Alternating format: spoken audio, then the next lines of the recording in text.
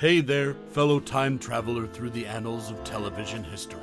Remember those cozy evenings when the flickering black and white screen in your living room held you spellbound, and the world outside ceased to exist? Ah, the good old days when the air was filled with the nostalgia of the late 50 seconds, and the magic of storytelling took center stage. Do you recall that moment in 1957 when Night Passage first graced the screens? The whispers of the steam locomotive, the mysterious allure of the Wild West, and the unforgettable characters that left an indelible mark on our hearts. If you've ever had the pleasure of watching this cinematic gem, I'd love to hear about your memories, your favorite scenes, the characters that made you laugh or cry, or the special moments that stay with you to this day.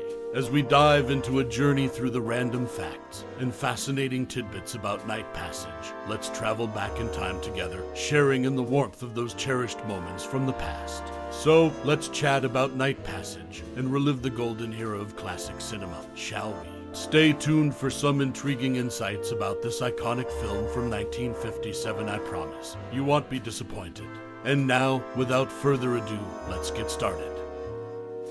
In 1956, the movie Night Passage embarked on a hurried production journey, commencing shooting during late autumn with a deadline to wrap up before Christmas. This tight schedule posed a challenge for the cast and crew. One intriguing aspect of the film is the role of James Stewart, who, despite not being initially impressed with the script, accepted the part of Grant McLaine. He saw this as an opportunity to showcase his skills as an accordion player. However, all of his accordion playing was re-recorded by a professional prior to the movie's release. This revelation highlights the meticulous nature of film production during that era. Notably, the directorial chair for Night Passage underwent a change. James Nielsen took over as director after Anthony Mann walked off the project due to a falling out with James Stewart. Such behind-the-scenes drama can influence the dynamics of a film and its outcome. In summary, the making of Night Passage in 1956 had its share of challenges, including a rushed production schedule, a re-recorded accordion performance, and a directorial change mid-production. These details shed light on the intricacies of Hollywood's movie-making process during that era. In the 1957 movie Night Passage, co-star Dianne Foster gained insight into Audie Murphy's legendary temper during the filming of a challenging scene. In one particular sequence, Murphy, who played a rare villain role in the film, was riding his own horse, Flying John. However, the horse refused to cooperate, requiring multiple takes. Murphy's frustration reached a breaking point, leading him to do something unexpected: punched the horse in the face out of anger. This incident highlighted the intensity of Murphy's temperament and set this film apart as one where the famed war hero played a villainous character. Anthony Mann, a renowned director, initially declined to direct the film, citing concerns about the script's quality and the perceived lack of believability in James Stewart and Audie Murphy portraying brothers. Mann's reservations turned out to be prescient when Night Passage received poor reviews and struggled at the box office. After this disappointment, James Stewart never spoke to Mann again, marking the end of their professional relationship. While some reviews claimed Night Passage was the first feature film shot in Technorama, a widescreen process developed by Technicolor Corporation, this information proved inaccurate. The distinction of being the first film shot using the Technorama process actually belongs to the Monte Carlo story. Nonetheless, Night Passage incorporated elements of the Technorama trademark in its credits, contributing to the film's historical significance in the realm of widescreen cinema. In summary, Night Passage provided a unique glimpse into Audie Murphy's temper, showcased the strained relationship between Anthony Mann and James Stewart, and contributed to the development of Technorama technology. These aspects make the film a noteworthy piece of Hollywood history. In the 1957 movie Night Passage, the action unfolds in Silverton, featuring captivating mountain scenery. The railroad depicted in the film is the Denver and Rio Grande Western, with the coal tenders clearly marked as D and RGW. The film reveals an interesting connection to history. The character known as the Utica Kid is eventually revealed to have the real name Lee. This creates a parallel with the warring brothers in the movie, whose names are Grant and Lee. This mirrors the opposing generals in the American Civil War, adding a historical layer to the storyline. Jack Elam, a notable actor, recalled that Night Passage was not an enjoyable project for him. This insight offers a glimpse into the behind-the-scenes experiences of those involved in the film. In summary, Night Passage is a 1957 movie set in Silverton with striking mountain landscapes, and features the Denver and Rio Grande Western Railroad. The film also draws a subtle connection to the Civil War, naming its feuding brothers after the opposing generals. Jack Elam's recollection sheds light on the challenges faced during its production.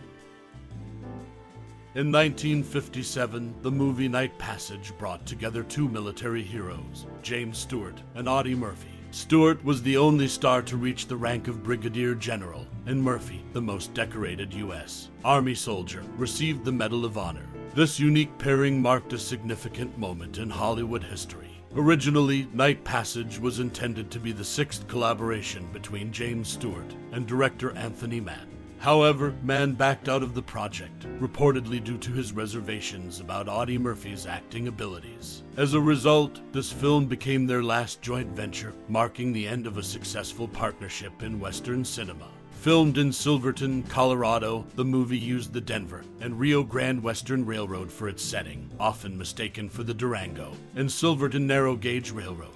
The Denver and Rio Grande Western Railroad K-28 class steam locomotive 476 featured in the film is still in operation for excursions today, making the movie a part of the region's rich railway history. In 1957, Night Passage not only delivered a classic Western tale, but also served as a notable intersection of military and cinematic achievement. With a change in director and the unique pairing of two American military heroes, the film stands out in the annals of Hollywood history. James Stewart's Western dilemma, the fallout of Night Passage in 1957. The movie Night Passage hit the big screen, starring James Stewart and Audie Murphy. While the film may not be as well known as some of Stewart's other works, it left a lasting mark on the actor's career. James Stewart's Western hiatus Night Passage received its fair share of criticism, both from critics and at the box office. James Stewart, who played the lead role, was disappointed by the film's lukewarm reception.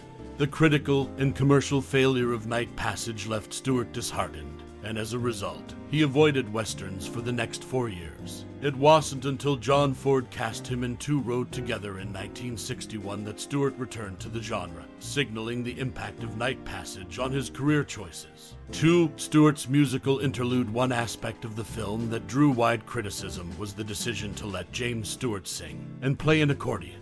This departure from his usual roles didn't sit well with everyone. Critics and audiences alike found this musical interlude in Night Passage to be an unusual and, for some, jarring choice for the iconic actor. Audie Murphy's age discrepancy in Night Passage. Audie Murphy, who was 31 at the time, played the brother of James Stewart, who was 48. Some critics felt that Murphy looked too young to convincingly portray the sibling of an actor almost 2 decades his senior. This age discrepancy raised eyebrows and contributed to the film's mixed reception.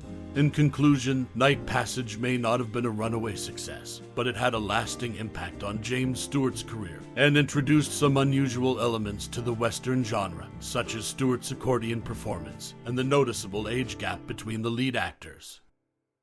As we bid adieu to this cinematic journey through the 1957 classic, Night Passage, we're reminded that every frame and every note of its timeless score has left an indelible mark on the tapestry of our memories. In its picturesque landscapes and compelling characters, we found a piece of ourselves, a connection that transcends time and space. This film is more than just celluloid. It's a vessel for emotions and introspection. So, we invite you to take a moment to reflect on your personal connection with Night Passage. Perhaps it's the resonating themes of redemption, the haunting beauty of its soundtrack, or the charismatic presence of James Stewart that captured your heart. Share your favorite memories and thoughts about this classic, and let us delve deeper into the magic that binds us all. Was it a rainy evening with a cozy blanket and a loved one by your side, or a quiet moment of solitude when you discovered the film's hidden gems? Did it inspire you, console you, or transport you to a different era? Every memory is a unique thread in the rich fabric of the movie's enduring legacy.